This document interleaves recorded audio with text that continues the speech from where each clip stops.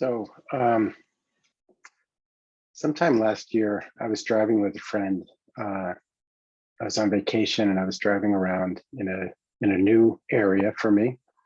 I was over in Europe, and we were driving and driving, and I was following where we were going on my phone, following the map on the phone.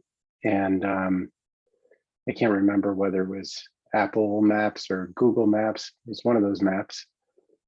And as we were driving, I was helping with directions and saying, "Oh, we'll take a left here or get off this exit," and following the little blue dot on my phone. And all of a sudden we got to a place, and the road stopped. There had been construction, and the road didn't go there anymore. And all of a sudden we were kind of left with, "Oh, where do we go now?" And I realized that that's definitely even wasn't the first time that the map wasn't matching the world, right? And I'm sure you've had this experience. It's happened to me many times. Of course, they keep updating the maps, and they improve over time, and yet almost invariably there's still going to be mistakes in the maps. Sometimes there's road construction. One time I was driving on the highway, and I'm driving, and it didn't feel right to me. And then I realized, oh, this directed me literally in the wrong direction. It directed me, west, and I was supposed to be going east. So it's an interesting idea. In NLP, we have there's this idea that's the map is not the territory, right? The menu is not the food. We have our internal maps of things, and then there's experience, there's our life. And no map is perfect. If it was complete, it would be a full-size model of the thing.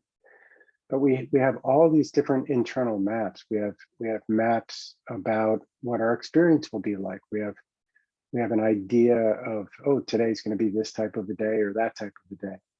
And I've talked about expectations, and expectation is we're projecting a map about how things will go. And it's interesting to track over time, like how are your maps? Are they supporting you? One teacher said, we can do this, we can make it easy or we can make it hard, but we're going to do it.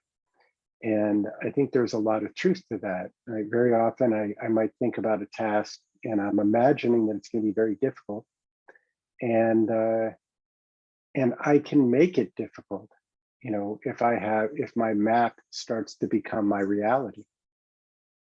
So, for me, it leads me to think, well, how can I update my maps so they support my experience?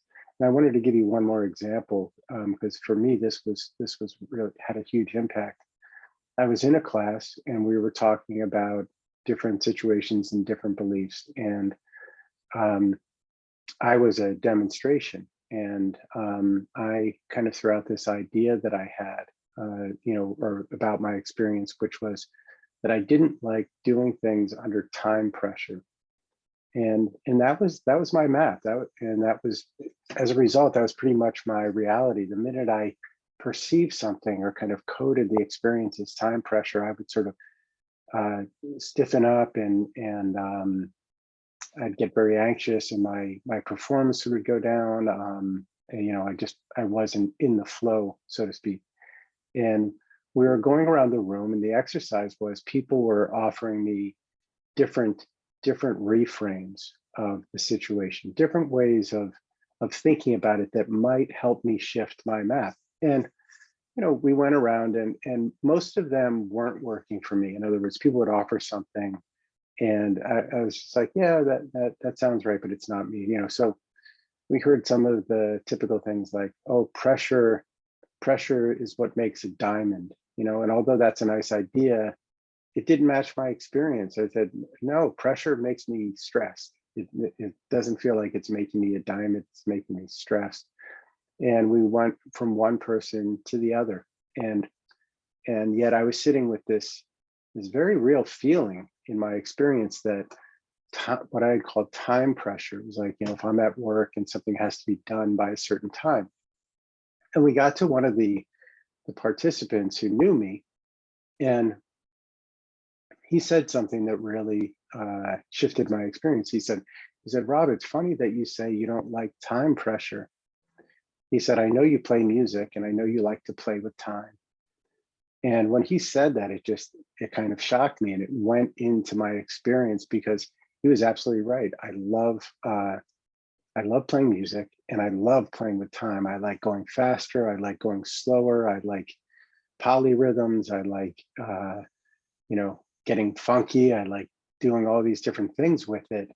And the nice thing is, in my experience, up until that moment, time pressure seemed like something that was happening to me. And when he said, oh, I like to play with time, all of a sudden I felt that I could be active. Like, what if I go faster? What if I push it? Or what if I slow down, or I slow down my whole experience?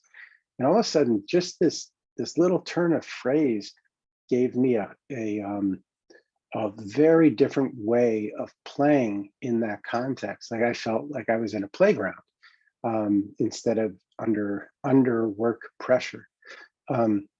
And so not only did he shift my map, he shifted my map by offering me a new metaphor. I had one metaphor for those words, and he offered a new metaphor, and which gave me an entirely new experience.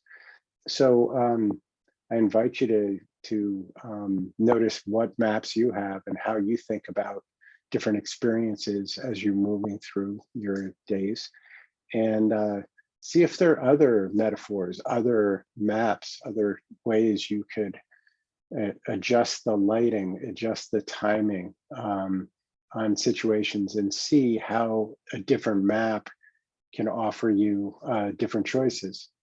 All right.